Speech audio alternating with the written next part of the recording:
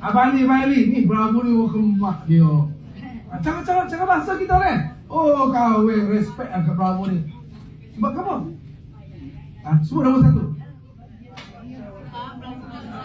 Club Sarawak dia ni global, dia negeri berapa? Oh gitu. Oh betul lah kita ni. Oh. Bahasa kita. Cara nak cakap harian ni. Oh, yang kawan pun hati ni sebab apa ni? Sebab dia berlesen.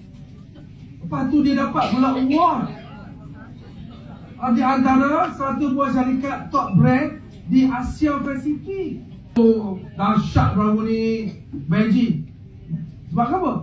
Dia dapat bayar bonus dah 60 juta, 3 tahun setengah. Iya. Okey, tengok katakanlah anda dah dapat bonus kan? Anda dah dapat bonus 50. Dalam 30 juta, 60 juta yang kahwin, alhamdulillah kahwin baru buat je. Dah dapat dah 20,000. Tunjuk kita dulu. Bukan tu je. Bukan itu saja.